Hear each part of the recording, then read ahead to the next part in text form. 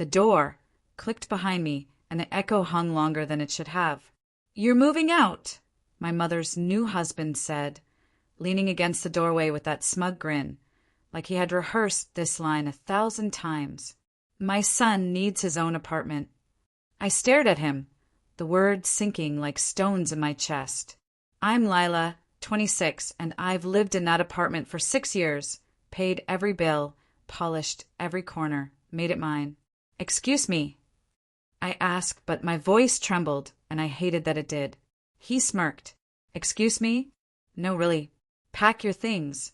30 days. That's it." My mother hovered behind him, eyes darting between us. She didn't look sorry. She didn't look upset. She just looked satisfied, like she'd passed some test she didn't even tell me existed. The apartment felt suddenly alien. My couch, my rug, the plants I coaxed through winter, the little ceramic lamp I bought in that thrift store on Fifth Avenue. All of it suddenly negotiable, as if ownership wasn't real. As if the years of bills, of meals, of late-night laughter and heartbreaks could be erased with a sentence. "You still wear that perfume," he said, and it caught me off guard. I froze, not because of the perfume, but because it was the first time he'd spoken to me like I existed, like I mattered. And it stung. I wanted to scream, but silence felt louder. I began pulling boxes from the closet, stacking dishes into cardboard squares, wrapping lamps in old newspapers. Each object I touched reminded me of the life I had built, of the memories he couldn't take, even if he thought he could. Have you ever had family cross your boundaries? Let me know in the comments. By the time I had packed the first load, I paused in the empty kitchen. The sun slanted through the blinds, cutting stripes across the hardwood floor. It made the space feel like a photograph, familiar, yet cold, yet suddenly distant. I realized that the apartment was more than walls and furniture. It was a witness, a quiet witness to my life. And witnesses, I thought, remember. I looked at the small brass key on the counter, my key, the one that had opened this door every morning and every night for years. It glinted in the sunlight, and I understood that it wasn't just metal. It was proof that I existed here, that I had claimed this life. A soft, almost imperceptible smile crossed my face. I didn't need 30 days. I could take what was mine and leave more than just a room behind. The key felt heavy in my hand, but not with fear, with possibility. Boxes lined the hallway like a battalion, each one labeled in my messy handwriting. Books, kitchen, memories, clothes. I carried them one by one to the truck, waiting outside, the engine humming softly like it understood the quiet war I was waging. My hands ached, but I welcomed it. Pain felt honest. I paused at the doorway, turning back for a last look. The apartment was silent, except for the soft tick of the clock above the stove. His son, my stepbrother, though we'd never been close, was sitting on the edge of the empty sofa, staring at the bare floor as if the emptiness might swallow him whole. I felt no pity, only clarity. "Lila!" my mother called from the kitchen, her voice coated in saccharine sweetness. "Do you really have to take all the furniture?" I smiled, though it didn't reach my eyes. "Mom, I paid for it. Remember?" Her expression faltered. That was the first crack I'd seen all morning. She tried to mask it, but it was there, brief, fleeting, like a shadow passing across her face. The son looked up, eyes wide. "Wait, where's my bed?" I shrugged, moving past him with another box. "It's in the truck." He tried to protest, but his words trailed off when he realized I wasn't joking. Not one shred of doubt crossed my mind. Everything I had worked for, every late-night paycheck, every thrifted bargain, every careful decision, I was reclaiming. And no entitled excuse about needing your own apartment would change that. The hallway echoed with footsteps, mine deliberate, certain. I could feel their shock building behind me, like heat rising in a sealed room. I almost laughed, quietly, savoring it. Power didn't need to roar. Sometimes it whispered through action, through silence, through absence. I stopped for a moment at the living room window. The city below looked oblivious to my battle. Cars honked. Streetlights flickered. People walked their routines, unaware that somewhere above them, a life had shifted, quietly, irrevocably. The key in my pocket pressed against my fingers. Brass and cold, familiar. It wasn't just a key anymore. It was a symbol, evolving with every box I loaded. Proof that I could take what was mine and leave everyone else with a hollow echo of my absence. "Is this really necessary?" my mother asked again, softer this time, almost pleading. I turned toward her, letting the sun catch my hair. "Necessary," I repeated, letting the word stretch between us. "No, it's overdue." Her lips parted, but no sound came out. Her silence spoke louder than words ever could. And then I realized, revenge isn't always about destruction. Sometimes it's about revelation. I closed the door behind me, hearing the faint click as the lock engaged. The apartment was empty now, and in that emptiness, I found the first taste of freedom. The truck rumbled down the street, city lights blurring past like streaks of memory. I sat behind the wheel, hands gripping it tight, heart still echoing the apartment's silence. The boxes shifted in the back, clattering softly, like fragments of my life reminding me I hadn't left anything behind. Not my past, not my pride. I glanced in the rearview mirror. His son trailed a few steps behind the moving crew, arms crossed, cheeks flushed with a mix of embarrassment and anger. He looked like a child trying to punch the wind. I felt a flicker of amusement, but I didn't let it linger. This wasn't about him. It was about claiming what had been mine all along. The key rested in my palm, cold and steady. It had traveled with me from apartment to truck, from truck to the unknown space I would call home next. It was evolving, no longer just a key. It was a statement, a reminder that I existed, that I could decide where and how I lived. My phone buzzed. A text from my mother. "You don't have to do this." I stared at the screen, thumb hovering over the reply button. Did I need to explain to her that this wasn't about spite? That her words no longer held weight? Instead, I typed, "I do." Sent. And I didn't look back. The truck stopped at the new place, smaller but mine. Bare walls, empty rooms, and the soft echo of potential. I opened the back, and one by one I carried boxes inside. The furniture would come next, but for now, the silence was enough. The apartment welcomed me with open arms, unfamiliar yet familiar. I set the first box down and lingered. Light spilled through the window, catching dust motes and making them look like tiny stars suspended in the air. I realized something. Spaces aren't just rooms, they're witnesses. They remember who walked their floors, who cried in their corners, who built a life within their walls. The brass key glinted again in my hand. I held it up to the sunlight. It had been a passive object in my past, a tool to enter a home I shared with people who didn't always value me. Now it was an emblem, proof that I could move forward, rebuild, and take control. A knock echoed on the door, abrupt and unexpected. My heart jumped. I set the key down and approached cautiously. It was him, my stepbrother. His expression shifted between confusion and resentment. "You really took everything?" he asked, voice low, almost uncertain. I leaned against the doorframe, folding my arms. Everything that belonged to me. His eyes flickered to the empty space behind me. Even the memories. I smiled faintly, letting the silence answer for me. Memories can't be packed into boxes, but the life I'd claim from now on could. The old life, the apartment, the entitled words, they no longer define me. And in that realization, I felt a strange serenity settle. Not revenge, not anger, just clarity. The key rested on the counter, waiting. And I knew the next step wasn't about taking. It was about letting the emptiness speak. The movers had left by late afternoon, and the apartment was quiet, except for the soft hum of the radiator and the distant city sounds drifting through the windows. I stood in the middle of the living room, hands on my hips, surveying the space that was finally and fully mine. Bare walls, empty shelves, a clean slate. For the first time in years, I could breathe without someone else's expectations pressing down on me.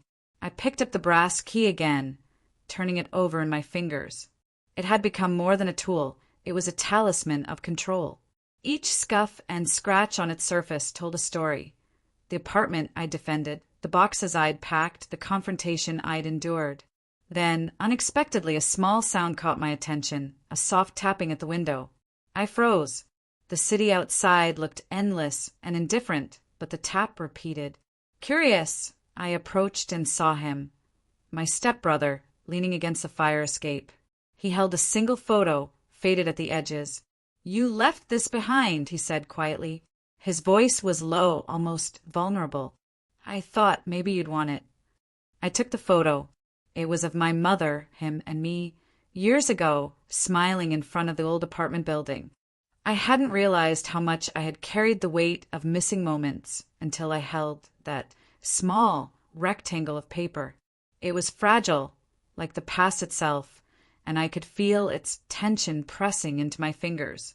I don't need it, I said softly, but my voice wasn't cold. It was measured, controlled, the kind of tone that could dismantle entitlement without raising a hand. You should keep it. He hesitated, then nodded. There was a strange tension in his posture, defiance mixed with curiosity. I realized he didn't fully understand what I had done, but that wasn't my concern. My concern was the life I was carving out, the freedom I had earned through patience, determination, and unapologetic action. I placed the photo on the counter, far from the windows where sunlight could fade it further. It sat there, a quiet witness to the shifting dynamics. Reminder that even in the smallest gestures, ownership and power could be reclaimed. Later, I found myself sitting cross-legged on the floor, the apartment empty around me.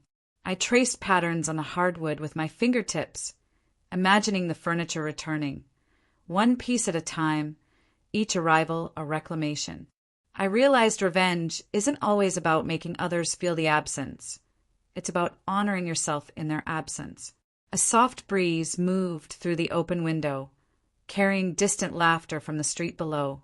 I let it wash over me, a subtle soundtrack to the life I was beginning. The brass key gleamed beside me on the floor, no longer just an object, but a symbol of possibility, of choice, of quiet triumph. And for the first time I understood something. Control isn't given. It's taken, often quietly, often without fanfare, but always with precision. I picked up the key. It felt lighter now, like a promise rather than a burden. Night had fallen, and the apartment glowed under the soft light of a single lamp I had placed on the counter. Shadows stretched across the walls, folding into corners like memories refusing to let go. I sat on the floor, the brass key in my palm, and considered how much had changed in just a single day. My phone buzzed, a message from my mother. Why are you doing this to him? I stared at the screen, thumb hovering over the reply. I could type 1,000 words, but none would matter. Instead, I placed the phone face down. This wasn't about her understanding. It was about me asserting the life I'd earned. I moved toward the window, watching the street below. The city hummed, alive and unaware. Somewhere, my stepbrother probably still lingered in the empty apartment I had stripped bare, feeling the absence I had left behind. A part of me felt a pang of guilt. Another part felt satisfaction, not cruelly, not vindicatively, but with the quiet pride of someone who refused to be erased. I remembered the first day I moved in, unpacking boxes, arranging furniture, claiming space. Back then, I had done it for comfort, for home. Now, I was doing it to reclaim authority, to rewrite the rules of ownership and presence in my life. A knock at the door startled me. My heart jumped, but I quickly composed myself. I opened it to see a delivery man holding a large box. No note, no return address. I signed for it and brought it inside. Inside was a framed letter, elegant, the ink a rich black. I unfolded it carefully. Lila, you have always known your worth, even when others doubted it. Keep claiming your space, your life, your truth. No signature, no hint of sender, but it didn't matter. The message was clear, My actions had already resonated, silently, in ways I hadn't anticipated. I placed the letter beside the brass key on the counter. They belonged together now. Symbols of control, of reclamation, of quiet justice. I ran my fingers over the key again, feeling its weight, remembering every decision that had led me here. Every confrontation, every box packed, every word left unsaid. The apartment was alive now in a new way, not through furniture or possessions, but through the assertion of self. The brass key had transformed from a tool into a testament, proof that the life I wanted was mine to claim and mine alone. As I sat there, the city sounds filtering through the window, I realized something that had been whispering to me all day. Freedom isn't loud. It's not a declaration. It's subtle, deliberate, and relentless. It exists in the moments you choose yourself over someone else's expectations. And tonight I chose myself. The brass key gleamed beside me, quiet and unwavering, a reminder that I had taken what was mine. The next morning, sunlight poured through the windows, cutting sharp lines across the floor. I walked barefoot, listening to the echo of my own steps in the empty apartment. It smelled faintly of polished wood and possibility, a scent that reminded me of beginnings, not endings. I pulled the brass key from the counter and held it in my hand. It had become more than metal. It was a statement. Each scratch, each dent, carried the weight of the confrontation, the packing, the quiet victories I'd carved out. I ran my thumb along its surface, thinking about ownership, not just of things, but of space, of boundaries, of life itself. A soft buzz drew my attention to my phone. A text from my stepbrother. "Can we talk?" I stared at it for a moment, the corners of my mouth twitching. Talk. After everything. I could have ignored it, left it to fester, but I didn't. I typed back, "Come by." When he arrived, there was an awkwardness between us, thick and tangible. He looked at the empty apartment, the bare floors, the absence of the life I had stripped away, and for a moment I thought I saw understanding flicker behind his eyes. "You really took it all," he said, voice low. Not accusatory, not bitter, just stating a fact. "Yes," I said, crossing my arms. "Everything I earned, everything I built, and I left you the chance to do the same." He frowned, confused. "But the apartment, my mom." I held up the brass key. "This isn't about them anymore. It's about boundaries, about respect, about realizing that presence isn't entitlement." He swallowed, shifting from one foot to the other. I didn't understand before." "Now you do," I said softly, letting the weight of silence punctuate the lesson. I realized revenge doesn't always need fury. Sometimes it's clarity delivered with quiet precision. We stood there in the sunlit apartment, the city humming outside, the brass key gleaming between us. It had traveled with me, marking each step of the reclamation, each assertion of self. Now it bridged a moment of understanding, too subtle to be noticed by anyone else, but undeniable in its truth. He nodded slowly, as if coming to terms with the reality of boundaries and respect. And for the first time, I felt a flicker of something unexpected connection. Not the forced kind, but the one that emerges when someone finally grasps the consequences of their assumptions, when the scales tip and the silence teaches what words cannot. I set the key on the counter, and for a moment, it reflected the sunlight like a beacon. I didn't need to say anything else. It had already spoken for me, and in that quiet, sunlit apartment, I understood. Sometimes the most potent revenge isn't anger. It's ownership, clarity, and the calm knowledge that you can take what is yours and leave the rest to reckon with it. The city outside moved on unaware, but I didn't. Evening fell with a soft indigo hush, and the apartment felt different now, less like a battlefield, more like a sanctuary. I lit a single candle, the flame dancing and casting flickering shadows on the walls, and sat cross-legged on the floor. The brass key lay beside me, glinting faintly in the dim light, a quiet emblem of all I had reclaimed. A knock at the door startled me. I wasn't expecting anyone. Yet there he was again, my stepbrother. He looked smaller somehow, humbled, carrying a folded blanket and a pillow. "I thought maybe I could start over," he said quietly. His voice was cautious, almost tentative. I studied him for a moment, the anger of the previous days tempered into observation. He wasn't apologizing outright, but there was acknowledgement in his posture, in the weight of his gaze. He placed the blanket and pillow on the counter. "I don't want to make the same mistakes." I nodded, letting the silence stretch between us. The brass key caught the candlelight again, a reminder that boundaries weren't just lines, they were lessons. He was learning in his own way. That life didn't come prepackaged with entitlement.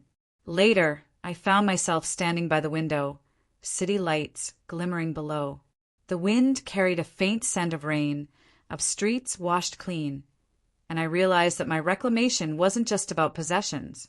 It was about identity, about refusing to be erased, about teaching others, without yelling, without fury, what respect looked like. A sudden memory struck me. My mother, standing smug in the doorway, announcing my eviction as though she had orchestrated some moral victory. I let out a soft laugh, bitter and sweet at once.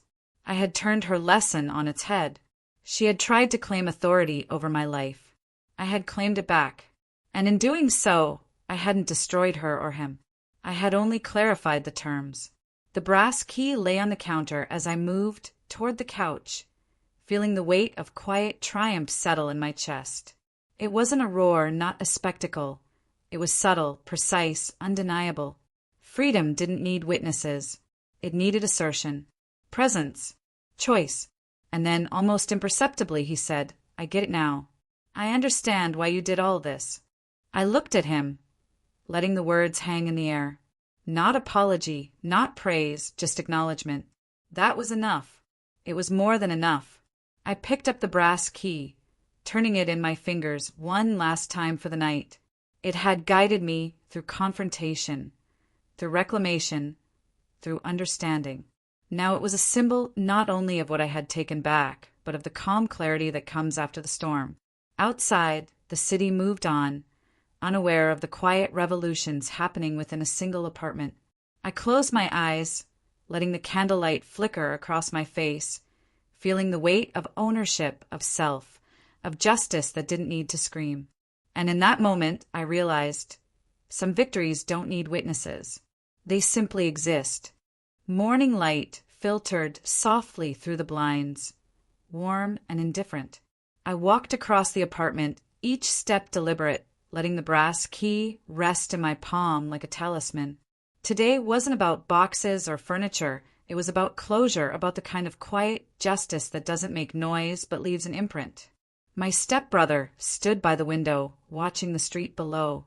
He wasn't expecting me to speak first, but I did anyway. "I've been thinking," I said, voice calm, "about boundaries and ownership and what it really means to respect someone's space." He nodded, eyes heavy with understanding. "I get it," he said. "I really do." It was enough. No more confrontation, no more arguments. I realized revenge doesn't have to be a battle. It can be quiet, precise, transformative, and I had proven it. I walked to the counter and picked up the brass key, turning it over in my fingers. It had been with me through every box, every confrontation, every moment of reclaiming what was mine. Now, it was a symbol of something larger. Accountability, clarity, and the ability to act without malice. My phone buzzed. A message from my mother. "You've made your point." I stared at it and smiled faintly. Yes, I had. Not through shouting, not through chaos, but through measured, deliberate action. I had taken what was mine, but I had also left room for understanding, for acknowledgement, for growth. The apartment was silent except for the soft hum of life outside the window. I walked from room to room, touching the furniture, arranging the few personal touches I had returned. Each movement was an affirmation. This life, this space, these choices, they were mine. I paused in the living room, looking at the small framed photo my stepbrother had returned to me. I set it beside the brass key. Together, they felt complete. One marked reclamation, the other reconciliation. And then I realized something deeper. Revenge isn't about destruction. It isn't about punishment. It's about clarity, accountability, transformation.